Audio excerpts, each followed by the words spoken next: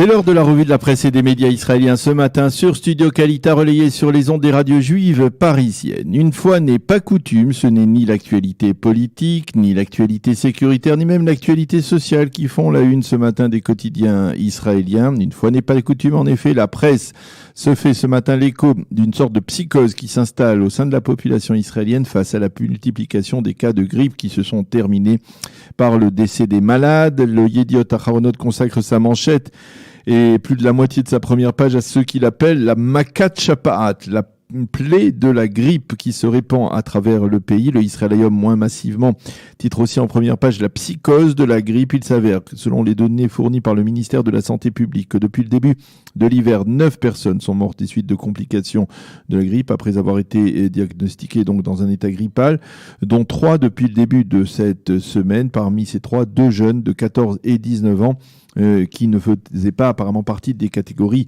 à risque et qui sont morts dans la seule journée d'hier. Et actuellement, plus de 25 autres malades sont hospitalisés dans un état grave, ce qui représente une augmentation sensible de ces données par rapport aux années précédentes. Le Yediot Aharonot répond en première page aux questions que l'on se pose aujourd'hui en Israël, comme quels sont les symptômes de la grippe.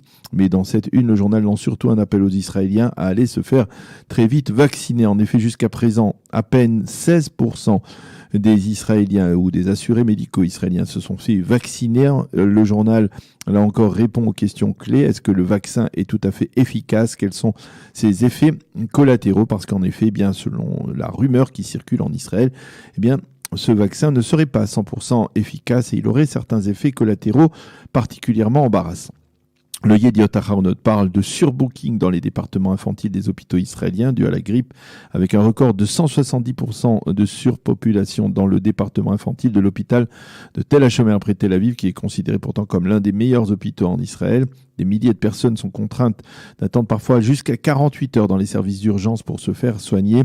Quant au Israël Hayom, il publie ce matin un titre annonciateur qu'il avait rédigé déjà le 7 octobre dernier, et affirmant que l'hiver serait marqué par une épidémie de grippe aiguë, et tout cela alors que l'hiver, il faut bien avouer, n'est pas encore arrivé avec ses grands sabots et que seulement les 2 derniers mois étaient relativement cléments du point de vue de la météo. Le Maariv lui aussi ouvre la première page de son site sur la grippe et ses effets en Israël et souligne qu'un 3e malade est mort donc cette semaine des suites de complications médicales. Revenons au reste de l'actualité.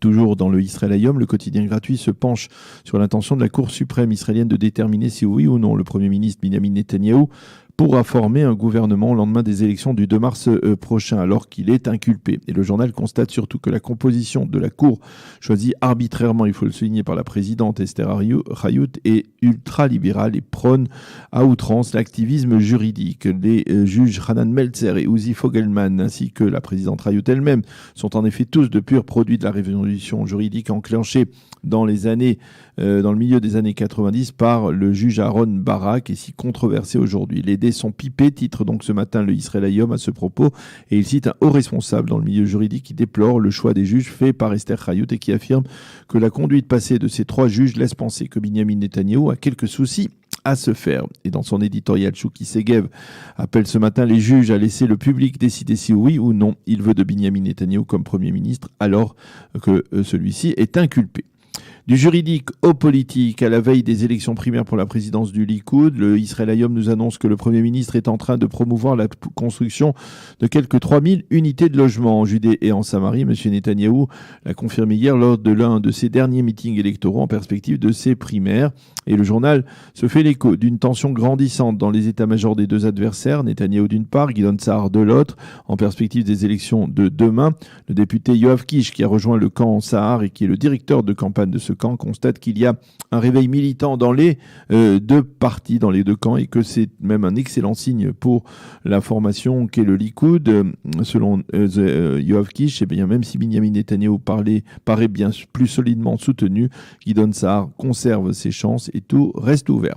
Le Haaretz mentionne en évidence ce matin le ralliement important de Gilad Ardan, le ministre de la Sécurité intérieure à Binyamin Netanyahou, un ralliement qui n'était pas évident puisque l'on a prétendu il y a quelques jours à peine que le ministre de la Sécurité intérieure souhaitait rejoindre le camp Sahar. Cette décision renforce encore plus le camp du Premier ministre et permet de constater qu'il n'y a pas eu de glissement des principaux responsables du Likoud de Binyamin Netanyahou vers Gideon Sa'ar, que ce dernier est donc resté relativement isolé dans sa démarche.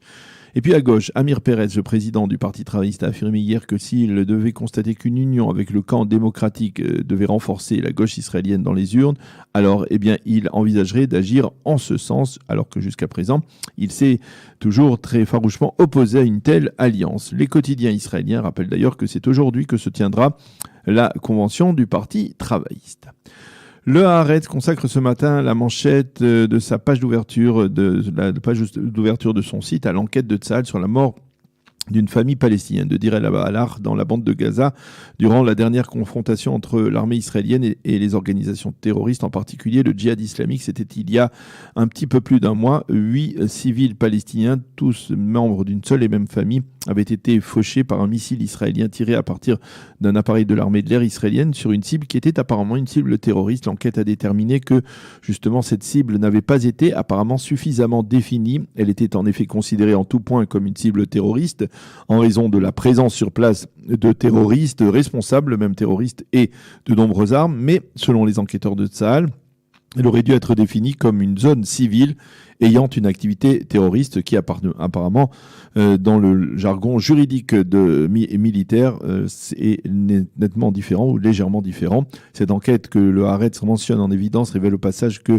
les efforts sont souvent draconiens pour l'armée israélienne afin d'éviter de frapper des civils palestiniens dans sa confrontation avec les organisations terroristes. La plupart des fois, cela se déroule sans problème, mais parfois, comme dans le cas précis, il y a apparemment des ratages donc comme dans le cas de cette famille qui a été décimée par un seul et même missile. Le Israël Hayom, lui, se fait l'écho ce matin grâce au clavier d'Ariel Kahana de l'inquiétude grandissante des étudiants juifs aux États-Unis face à l'activité de plus en plus soutenue du BDS sur les campus des universités américaines. Selon les données fournies par le ministère des Affaires stratégiques qui est chargé de la lutte contre le BDS en Israël, les étudiants juifs américains sont immédiatement considérés sur ces campus comme supporters inconditionnels de la cause d'Israël et il arrive qu'ils soient alors l'objet d'une forme d'exclusion sociale sur les campus. Et parallèlement, le Yediot Aharonot revient sur l'assassinat d'un rabbin aux États-Unis à Cleveland. Le rabbin Yossi Bialo, 33 ans, du mouvement Chabad Lubavitch, a été tué à l'issue d'une altercation verbale sévère avec un individu apparemment qui était connu de la famille du rabbin. Selon les premiers éléments de l'enquête de la police sur place, il s'agirait d'un crime pénal de droit commun et non d'une agression antisémite. Et puis toujours dans le Yediot Aharonot, toujours aux États-Unis, un juif orthodoxe a été agressé à Manhattan alors qu'il parlait au téléphone. Il a clairement entendu les insultes antisémites de la part de ses agresseurs avant d'être physiquement attaqué et très sérieusement blessé. Voilà ce que l'on pouvait lire, entre autres, bien entendu, dans la presse israélienne de ce matin. C'est la fin de cette revue de la presse et des médias israéliens sur Studio Kalita.